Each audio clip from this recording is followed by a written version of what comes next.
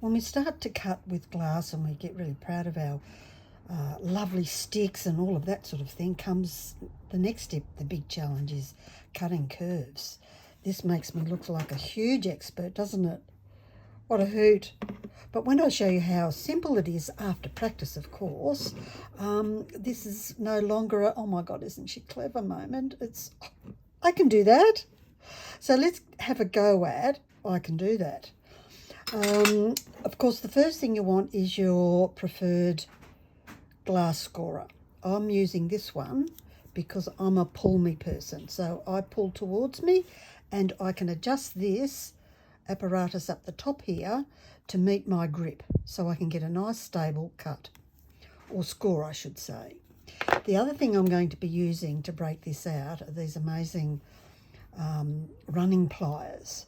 So they're a little more gentle on getting around the curves, and you probably wouldn't use them for your long strips. You would stick with your standard running pliers, these babies that we all know and love, and of course adjusting the screw properly. For all our sticks, they work terrifically well.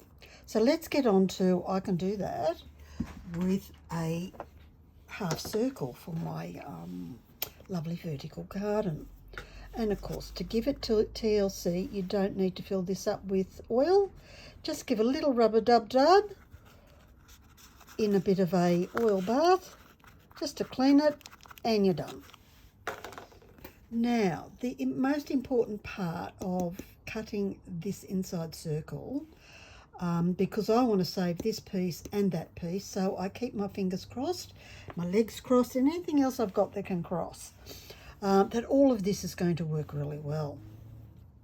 So with this one, the first spot to start is here, and we're going for maximum control around the circle. So I will need to bring my hand in to stabilize this little guy, but hopefully you can see mostly what I'm doing.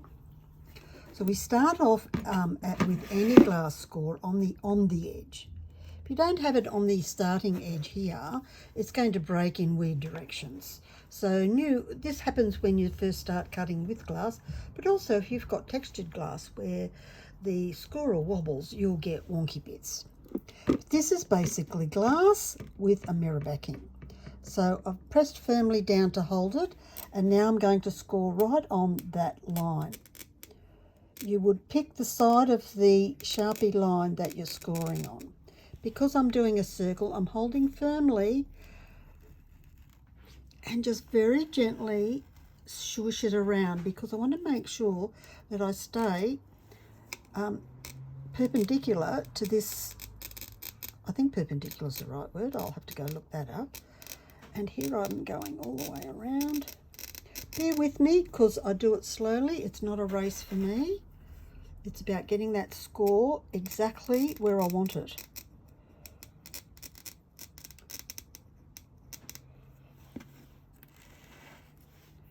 Let me just see if I can, without moving too much.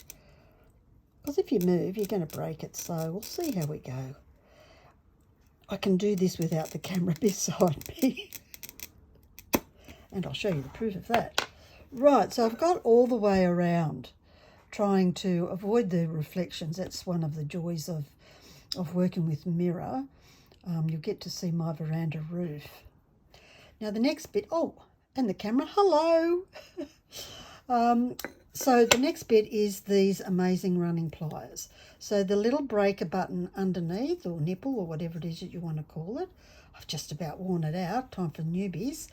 And the top bar, which is, you line up your score line with that little line there. So you can break off, probably down to about 3 mil if you're lucky, keeping your fingers crossed. Anything smaller than that, you'll need to go to your grozers. So the first thing we want to do is line it up here. So I'm just going to move a little bit off screen while I get it lined up. Dealing with bifocals and mirrors and everything is just not helpful. So it's lined up, and hello again. So it's all lined up there, and I'm aiming for you to be able to see the crack going through here. And I'm going to do just a pinky squeeze until you hear the crack. Oh, it did it because I can see it. Now, can you see the running? So you can see it is working just ever so slightly. Now I'm going to go and do the same on the other side. Pinky squeeze. See, you hear that little crack? And if I look down the side, I can see it running. So then what you do with this one is change this wonderful little top bit here so that you can come around to the side and run and get where that run is and just do a little pinky squeeze. And you can hear that crack. It's gone a bit further. Can you see that? Yeah, how cool is that? Another little pinky squeeze all the way around. Cover to the other side. Look for where it's gone, if you can see it. Sometimes you can't see it. The other method you can use is tap with the end of this, if you don't have these, because it will run it all the way around. Just a bit noisy. I've got a video on how to do tap tap, but it does save you a bit on the tools. So now I'm looking around here and I can see this is almost met. No drama. So I'm going back up here to where the score line is and give it another little bit of TLC, and I just heard it crack. And look at that. So how good is that cutting? I'm so pleased with myself. Let me just boast a bit. You can see that not once did we lose control over that scorer, and it's a beautiful cut, and it'll be just a quick whip round with the grinder or the sanding pad and you'll have your perfect half circle. So for this second one, is much easier because it's the outside curve. I'm going to draw the line there, score it and break it off with my grosses.